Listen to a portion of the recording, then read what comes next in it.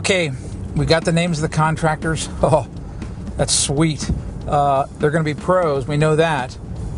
The next thing that's going to happen is you're going to get bids on the job. But after you get the bids, you're going to make your final choice. You're going to pick a contractor, and you're going to have a written contract before the work starts. That's really important.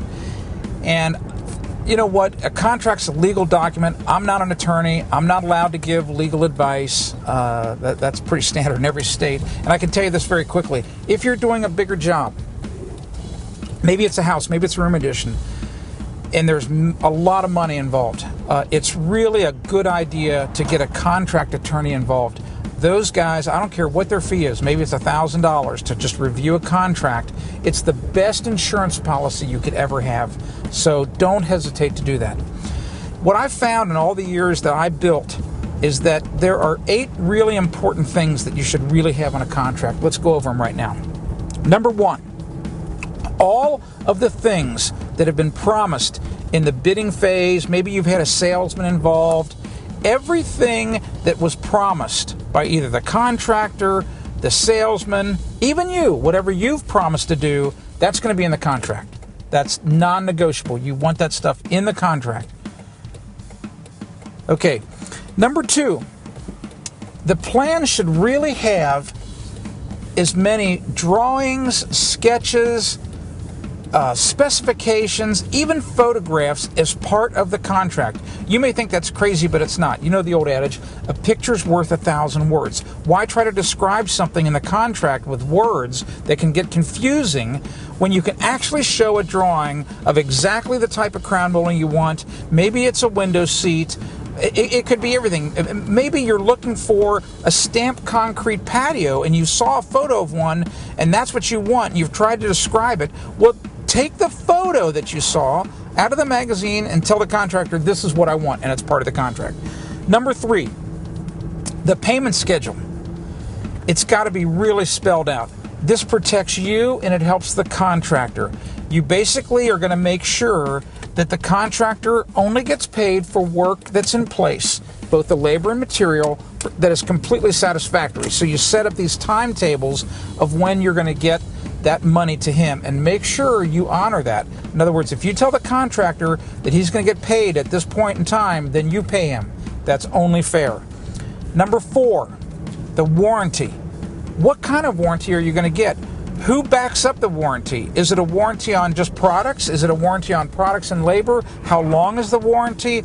All of those things have to be spelled out. And sometimes the manufacturers offer an additional warranty. Make sure that is attached to the contract. It could be the warranty that comes from the shingle manufacturer, maybe from an appliance manufacturer. Whatever it is, if the contractor is supplying it, get it in the contract. Number 5, change orders. Oh, they're really important. You may not think there's going to be a change in your job, but you know what? It can happen to anybody. What you want to cover in the contract is, how is that change order going to be administered? Meaning, is there going to be an extra fee involved? What is the fee?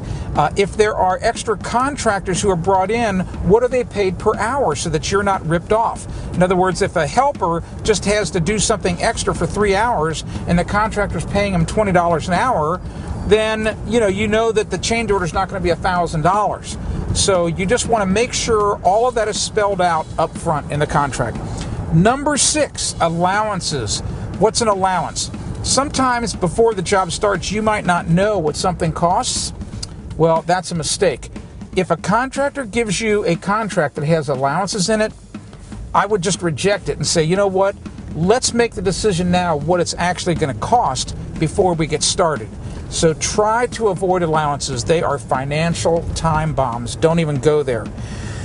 Number 7, you want to make sure the contract states that the job is going to be done to all building codes and to all manufacturers' written installation instructions.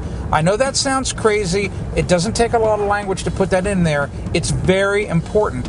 Believe it or not, there are some places that may not require a building permit to be pulled, but you want the work done at least to the minimum building code standards, so put that in there. And finally, number 8, one of the things I think that's most important in case the job goes bad, and something could go wrong. I mean, you could have a disagreement. How's that disagreement going to be settled? You don't want to have to go to court. That's extremely expensive. You might be surprised to find out that many local Better Business Bureaus, they have binding arbitration that's part of the process when businesses get accredited. For example, I'm an accredited Better Business Bureau member in my city. And as part of that, I have to agree to go into binding arbitration if somebody buys something from me and we get into a dispute, and then the Better Business Bureau, they settle it. And that's it.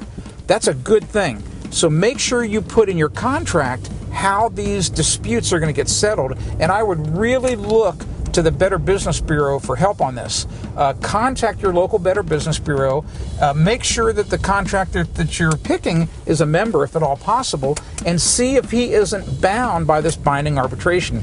It's really, really a good thing. I can tell you that right now. I actually had to go through it once where I had gotten ripped off by an office supply company here in town, and I found out that they were members of the Better Business Bureau, and by gosh, I went to arbitration, and you know what? I won. So it really, really was a good thing.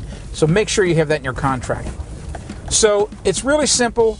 Get a good contract, and once you do, you're going to be really happy. It's going to buy you a great peace of mind. Contracts are everything.